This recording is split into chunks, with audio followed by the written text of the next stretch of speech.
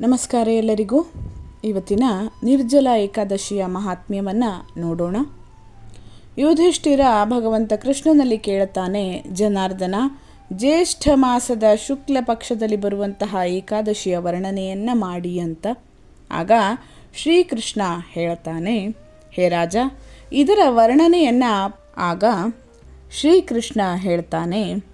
ರಾಜ, ಇದರ ವರ್ಣನೆಯನ್ನು ಪರಮಧರ್ಮಾತ್ಮ ಸತ್ಯವತಿ ನಂದನನಾದ ವ್ಯಾಸರು ಮಾಡ್ತಾರೆ. ಯಾಕಂತಂದರೆ ಇವರು ಸಂಪೂರ್ಣ ಶಾಸ್ತ್ರಗಳ ತತ್ವಜ್ಞ, ಹಾಗೆಯೇ ವೇದಾಂಗಗಳ ಪಾರಂಗತ ವಿದ್ವಾಂಸರಾಗಿದ್ದಾರೆ ಅಂತ.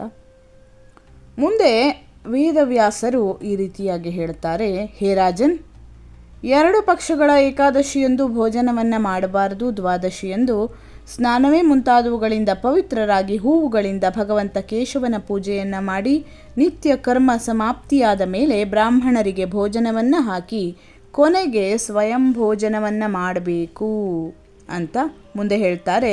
ರಾಜನ್, ಜನನ ಶೌಚ ಮತ್ತು ಮರಣ ಶೌಚದಲ್ಲಿಯೂ ಕೂಡ ಏಕಾದಶಿಯಂದು ಭೋಜನವನ್ನು ಮಾಡಬಾರದು ಅಂತ ವ್ಯಾಸರು ಯುಧಿಷ್ಠಿರನಿಗೆ ಹೇಳ್ತಾರೆ.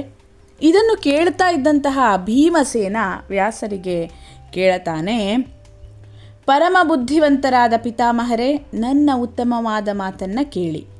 ರಾಜ ಯುಧಿಷ್ಠಿರ, ಮಾತಾ ಕುಂತಿದೇವಿ, ದ್ರೌಪದಿ, ಅರ್ಜುನ, ನಕುಲ ಮತ್ತು ಸಹದೇವ ಇವರೆಲ್ಲ ಏಕಾದಶಿಯಂದು ಭೋಜನವನ್ನು ಮಾಡುವುದಿಲ್ಲ ಮತ್ತು ನನ್ನಲ್ಲಿ ಕೂಡ ಯಾವಾಗಲೂ ಏಕಾದಶಿ ದಿನ ಊಟ ಮಾಡದಿರುವಂತೆ ಹೇಳುತ್ತಾರೆ. ಆದರೆ ನಾನು ಇವರಲ್ಲಿ ನನ್ನಿಂದ ಹಸಿವೆಯನ್ನು ತಡೆದುಕೊಳ್ಳಲು ಅಸಾಧ್ಯ ಎಂಬುದಾಗಿ ಹೇಳ್ತೇನೆ ಅಂತ ಹೇಳುತ್ತಾನೆ.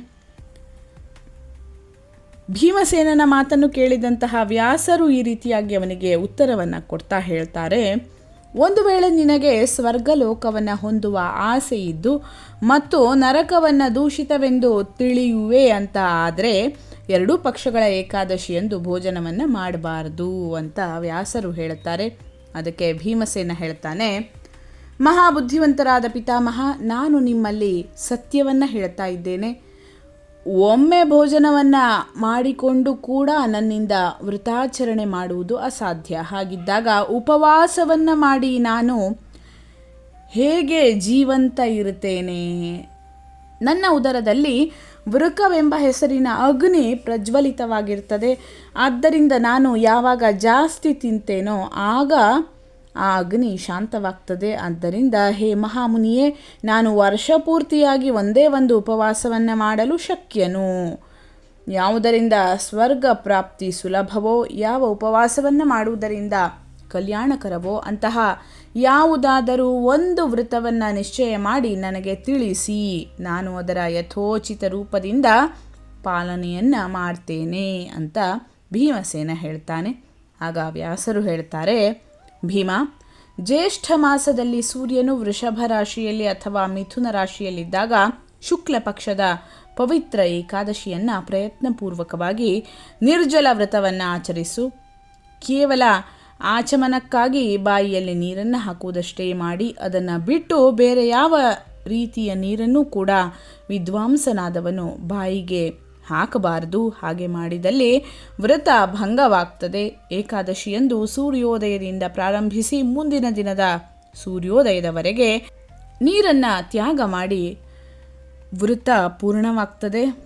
ನಂತರದಲ್ಲಿ ದ್ವಾದಶಿ ನಿರ್ಮಲ ಪ್ರಭಾತದಲ್ಲಿ ಸ್ನಾನವನ್ನು ಮುಗಿಸಿ ಬ್ರಾಹ್ಮಣರಿಗೆ ವಿಧಿಪೂರ್ವಕ ಜಲ ಮತ್ತು ಸುವರ್ಣದ ದಾನವನ್ನು ಮಾಡಬೇಕು. ಈ ರೀತಿಯಾಗಿ ಎಲ್ಲ ಕಾರ್ಯವನ್ನು ಪೂರ್ತಿ ಮಾಡಿ ಜಿತೇಂದ್ರಿಯನಾದವನು ಬ್ರಾಹ್ಮಣರ ಜೊತೆ ಭೋಜನವನ್ನು ಮಾಡಬೇಕು.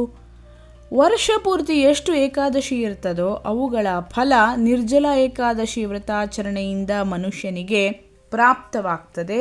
ಇದರಲ್ಲಿ ಸಂದೇಹವಿಲ್ಲ. ಶಂಖ, ಚಕ್ರ, ಗದೆಯನ್ನು ಧಾರಣ ಮಾಡಿದ ಕೇಶವ ನನ್ನಲ್ಲಿ ಈ ರೀತಿಯಾಗಿ ಹೇಳಿದ್ದ, ಒಂದು ವೇಳೆ ಮಾನವ ಎಲ್ಲವನ್ನ ತ್ಯಜಿಸಿ ನನ್ನಲ್ಲಿ ಶರಣಾಗಿ ಏಕಾದಶಿಯಂದು ನಿರಾಹಾರನಾಗಿ ಇದ್ದಲ್ಲಿ ಆತ ಎಲ್ಲ ಪಾಪಗಳಿಂದ ಮುಕ್ತಿಯನ್ನು ಪಡೆಯುವನು ಎಂಬುದಾಗಿ. ಏಕಾದಶಿ ವ್ರತವನ್ನು ಮಾಡುವವರ ಸನಿಹಕ್ಕೆ ವಿಶಾಲಕಾಯ ವಿಕರಾಲ ಆಕೃತಿಯುಳ್ಳ ಕಪ್ಪು ಬಣ್ಣದ ದಂಡ ಪಾಶವನ್ನು ಧರಿಸಿದ ಭಯಂಕರ ರೂಪಿ ಯಮದೂತರು ಬರುವುದಿಲ್ಲ. ಅಂತಕಾಲದಲ್ಲಿ ಪೀತಾಂಬರಧಾರಿ ಸೌಮ್ಯ ಸಾಧು ಸ್ವಭಾವದ ಕೈಯಲ್ಲಿ ಸುದರ್ಶನವನ್ನು ಹಿಡಿದಿರುವಂತಹ ಮನಕ್ಕೆ ಸಮಾನವಾದ ವೇಗವನ್ನು ಹೊಂದಿರುವ ವಿಷ್ಣು ದೂತರು ಬಂದು ವೈಷ್ಣವನಾದ ವ್ಯಕ್ತಿಯನ್ನು ವಿಷ್ಣುಧಾಮಕ್ಕೆ ಕರೆದುಕೊಂಡು ಹೋಗ್ತಾರೆ. ಆದ್ದರಿಂದ ನಿರ್ಜಲಾ ಏಕಾದಶಿಯನ್ನು ಪೂರ್ಣ ಪ್ರಯತ್ನದಿಂದ ಕೈಗೊಳ್ಳಬೇಕು. ನೀನು ಕೂಡ ಎಲ್ಲ ಪಾಪಗಳ ಶಾಂತಿಗಾಗಿ ಪ್ರಯತ್ನಪಟ್ಟು ಉಪವಾಸವನ್ನು ಮಾಡು, ಶ್ರೀಹರಿಯ ಪೂಜೆಯನ್ನು ಮಾಡು. ಸ್ತ್ರೀಯಾಗಲಿ ಅಥವಾ ಪುರುಷನಾಗಲಿ ಒಂದು ವೇಳೆ ಅವನು ಮೇರು ಪರ್ವತಕ್ಕೆ ಸಮನಾದ ಮಹಾಪಾಪವನ್ನು ಮಾಡಿದ್ರೂ ಅದು ಏಕಾದಶಿಯ ವೃತದ ಪ್ರಭಾವದಿಂದ ಭಸ್ಮವಾಗ್ತದೆ. ಯಾವ ಮನುಷ್ಯ ಏಕಾದಶಿಯ ದಿನ ಜಲಕ್ಕೆ ಸಂಬಂಧಿಸಿದ ನಿಯಮವನ್ನು ಪಾಲನೆ ಮಾಡ್ತಾನೋ ಆತ ಪುಣ್ಯಕ್ಕೆ ಭಾಗಿಯಾಗ್ತಾನೆ. ಆತನಿಗೆ ಕೋಟಿ ಕೋಟಿ ಸುವರ್ಣ ಮುದ್ರಾದಾನ ಮಾಡಿದ ಫಲ ಪ್ರಾಪ್ತವಾಗ್ತದೆ. ಮನುಷ್ಯ ನಿರ್ಜಲ ಏಕಾದಶಿಯ ದಿನ ಸ್ನಾನ, ದಾನ, ಜಪ, ಹೋಮ ಮುಂತಾದವುಗಳಲ್ಲಿ ಯಾವುದಾದರೂ ಮಾಡಿದಲ್ಲಿ ಅವೆಲ್ಲ ಅಕ್ಷಯವಾಗ್ತದೆ ಎಂಬುದಾಗಿ ಭಗವಂತ ಕೃಷ್ಣ ಹೇಳಿರ್ತಾನೆ. ನಿರ್ಜಲ ಏಕಾದಶಿಯಂದು ವಿಧಿಪೂರ್ವಕ ಉತ್ತಮ ರೀತಿಯಲ್ಲಿ ಉಪವಾಸವನ್ನು ಮಾಡಿ ಮಾನವ ವೈಷ್ಣವ ಪದವನ್ನು ಹೊಂದುತ್ತಾನೆ. ಯಾವ ಮನುಷ್ಯ ಏಕಾದಶಿಯ ದಿನ ಅನ್ನವನ್ನು ತಿಂತಾನೋ ಆತ ಪಾಪ ಭೋಜನವನ್ನು ಮಾಡ್ತಾನೆ. ಆತ ಈ ಲೋಕದಲ್ಲಿ ಚಾಂಡಾಲನಂತೆ ಮತ್ತು ಸಾವಿನ ನಂತರದಲ್ಲಿ ದುರ್ಗತಿಯನ್ನು ಹೊಂದುತ್ತಾನೆ. ಯಾರು ಜ್ಯೇಷ್ಠ ಶುಕ್ಲ ಪಕ್ಷದಲ್ಲಿ ಏಕಾದಶಿಯಂದು ಉಪವಾಸ ಮಾಡಿ ದಾನವನ್ನು ಮಾಡ್ತಾನೋ ಆತ ಪರಮ ಪದವನ್ನು ಹೊಂದುತ್ತಾನೆ. ಏಕಾದಶಿಯಂದು ಉಪವಾಸವಿದ್ದು ವ್ರತಸ್ಥರಾದ ಬ್ರಹ್ಮಹತ್ಯಾ ದೋಷಿ, ಮದ್ಯವ್ಯಸನಿ, ಕಳ್ಳರು ಹಾಗೂ ಗುರುದ್ರೋಹಿ ಇವರು ಕೂಡ ಎಲ್ಲ ಪಾಪಗಳಿಂದ ಮುಕ್ತರಾಗ್ತಾರೆ. ಹೇ ಕುಂತಿನಂದನ, ನಿರ್ಜಲ ಏಕಾದಶಿಯ ದಿನದಂದು ಮಾಡುವ ವಿಶೇಷ ದಾನಗಳ ಬಗ್ಗೆ ಹೇಳ್ತೇನೆ ಕೇಳು ಅಂತ ವ್ಯಾಸರು ಹೇಳ್ತಾರೆ. ಮುಂದೆ ಹೇಳ್ತಾರೆ ಅವರು, ಆ ದಿನ ನೀರಿನಲ್ಲಿ ವಾಸ ಮಾಡುವ ವಿಷ್ಣುವಿನ ಪೂಜೆ ಹಾಗೂ ಜಲಮಯ ಧೇನುವಿನ ದಾನವನ್ನು ಮಾಡಬೇಕು. ಅಥವಾ ಪ್ರತ್ಯಕ್ಷ ಧೇನು ಅಥವಾ ಘೃತಮಯ ಧೇನುವಿನ ದಾನ ಉಚಿತವು. ಪರ್ಯಾಪ್ತ ದಕ್ಷಿಣೆ ಹಾಗೂ ವಿಶೇಷ ಸಿಹಿಗಳಿಂದ ಬ್ರಾಹ್ಮಣರನ್ನು ಸಂತುಷ್ಟಿಪಡಿಸಿ ಇದರಿಂದ ಶ್ರೀಹರಿ ಮೋಕ್ಷ ಪ್ರದಾನ ಮಾಡ್ತಾನೆ.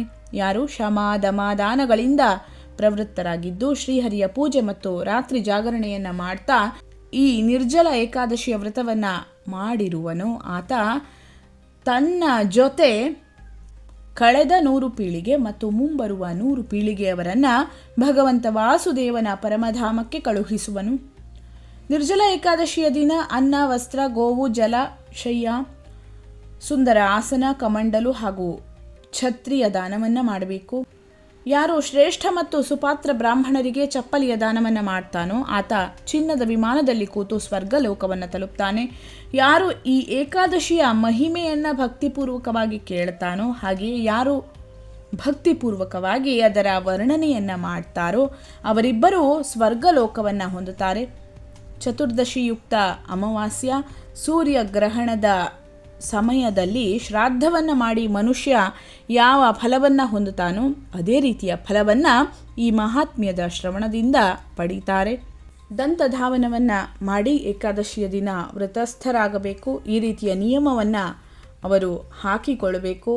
ಅದು ಏನಂದರೆ, ನಾನು ಭಗವಂತ ಕೇಶವನ ಪ್ರಸನ್ನತೆಗಾಗಿ ಏಕಾದಶಿಯಂದು ನಿರಾಹಾರದಿಂದ ಇದ್ದು ಆಚಮನದ ಹೊರತು ಬೇರೆ ನೀರನ್ನು ತ್ಯಾಗ ಮಾಡ್ತೇನೆ ಅಂತ. ದ್ವಾದಶಿಯ ದಿನ ಭಗವಂತ ವಿಷ್ಣುವಿನ ಪೂಜೆಯನ್ನು ಮಾಡಬೇಕು.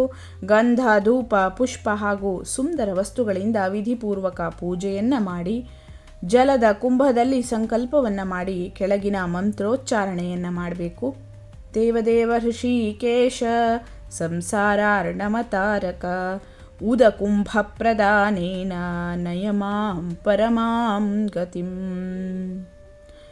ಸಂಸಾರ ಸಾಗರದಿಂದ ದಾಟಿಸುವಂತಹ ದೇವದೇವ ಋಷಿಕೇಶ, ಈ ಜಲಘಡದ ದಾನವನ್ನು ಮಾಡುವುದರಿಂದ ನೀವು ನನಗೆ ಪರಮ ಪದವನ್ನು ಹೊಂದುವಂತೆ ಮಾಡಿ ಎಂಬುದಾಗಿ ಈ ಶ್ಲೋಕದ ಅರ್ಥ.